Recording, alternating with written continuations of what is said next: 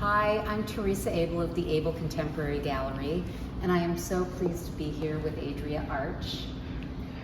She has a wonderful show in our Gallery number 5 space called Lightness of Being, and the opening is starting in about an hour, and she was not able to stay for a longer artist talk, so we're just going to chat a little bit about this great installation.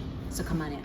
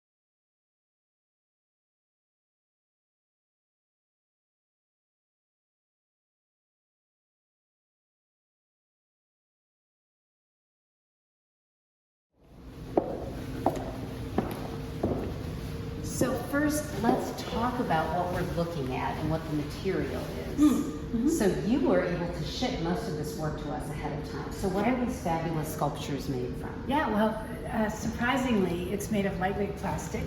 A name that people use is polystyrene, PVC vinyl, and it's used in the sign industry a lot. And so it comes in big sheets of 4x8. And I basically cut the shapes out of the material, and then I hang them as I think they should be, unpainted first. Okay. Oh, interesting. Yeah, I know. It's much more difficult to do it that way. Yeah. It would be so much easier if I could figure out what colors I want before I hang them, but no. So you start with the shapes. I start with the shape, yeah. Okay. It's all about the shape for me. And all the way through my work over the years, shape has been really, really important.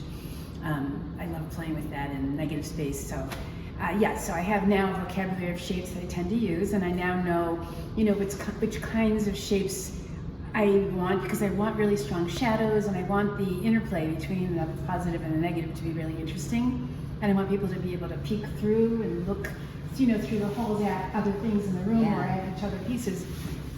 So, I hang them up and decide how they should be looked at, and then I start to paint. So do you paint them when they're hanging? Yeah, it's hard, I know. It's really ridiculous, but like I say, because I see shadows or I see the way it should be more interesting, and I change, how because it's all a matter of draping them and tying them up in place, because it's gravity. So you must have a large studio space. I do.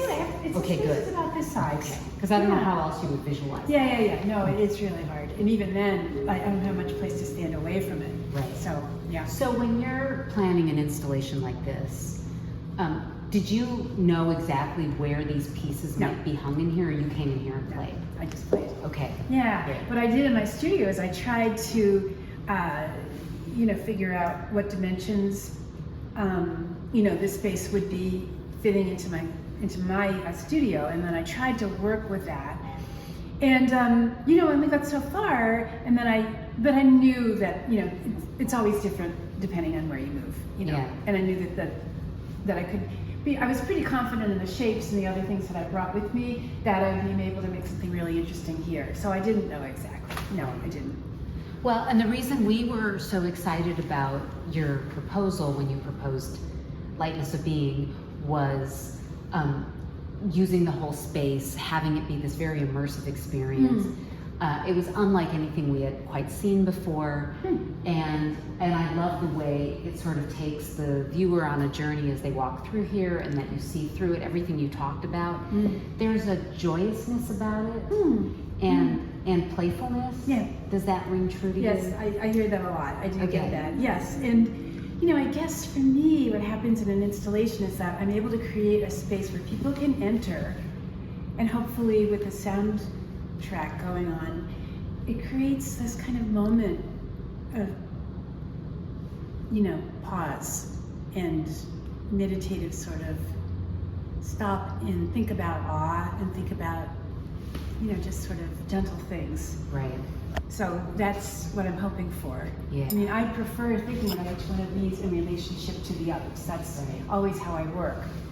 So were these, let's walk through here a little bit. Are these all, were these all created around the same period of time? Do you Pretty reuse much. some of these shapes for different installations? I have, Okay. yes, some of them, like this one here, that's a two-parter right behind us. Right. Yes, was used in something else, and then changed it, cut it, painted it. It's gone through a lot over the months. And as I learn in the doing of each one, I bring new ideas to the different pieces. Yeah. So it's really quite fun. I mean, the whole thing is just a joy to work on. I don't labor and sweat over these. I pop them out. Yeah. It's really fun. And then Lightness of Being, tell Yeah. us about that title.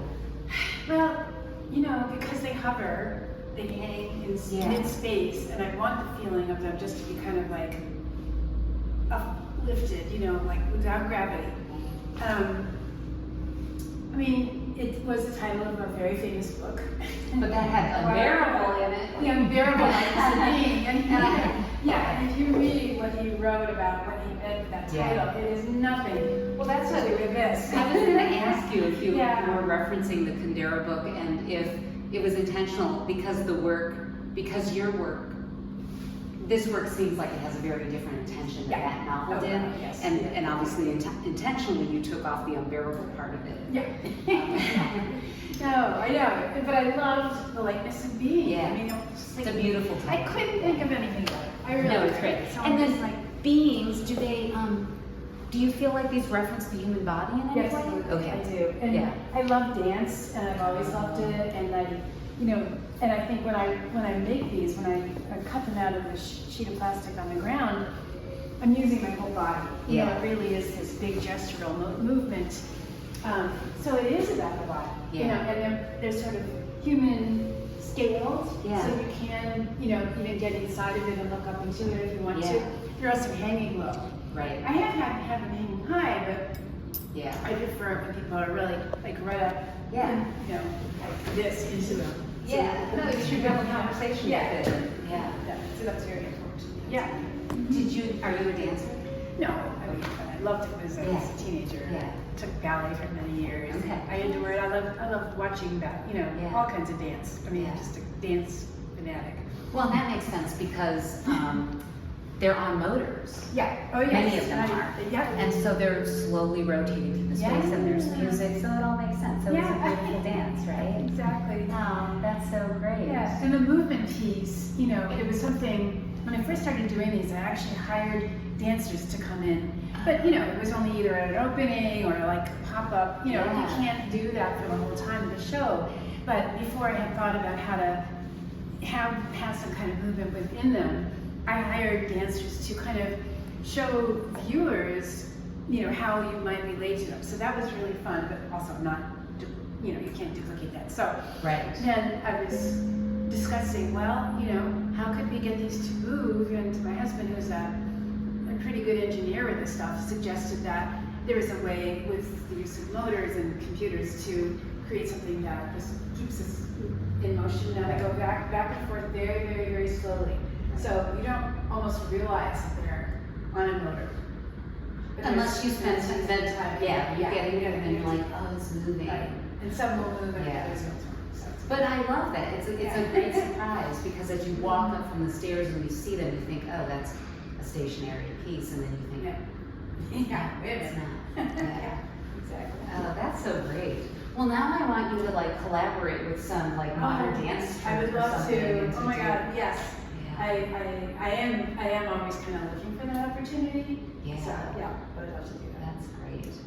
There's a number. The last thing I was thinking about with these sculptures, there are the pieces that are dancing, and then there's a couple of pieces. Yeah. This one, they're not chains, but they're more stationary things, and they feel like they're a path or something. What are those pieces? I mean, yeah. For me, they're really formal, and that they sort of stabilize, not stabilize, but they counteract the sculptures. Like they're something that create a line in space. Yeah. So you sort of see that shape against these, and of course, every time I show them, it's a different configuration, so it's not like it always is there. But I like that there's something else to look at in here. Yeah. And sort of. No, it works, and it's almost like it grounds it or something. Yeah. So it's really, I just had such a fun time playing with different kinds of plastic. Like that's translucent, that was translucent. Yeah. This one's regular, same material, but painted with a very high shine acrylic. And they actually refer to like traffic patterns on the street, like the stuff that people are spray painting on the ground, literally. So, but I'm fascinated by them, and they're architectural or more geometric than the other shapes are. So it's like it creates this friction, a little bit of like pushing back against that real voluptuous shapes. That's great. Is there anything else that you want people to know about this installation? You really covered that. Yeah, I mean, I think you really hit the major spots with it. And I did. You asked me how I got them here. So, yes, I roll them. Yeah. I did talk about that in the beginning because they're so lightweight, and so it's really was pretty easy to do It's kind that. of amazing when you said, we saw the frozen, you Yeah. said we're going to ship all these. I thought, wow. And then they all came in 2 tubes, and then there was a box with some motors, and I thought, you are brilliant.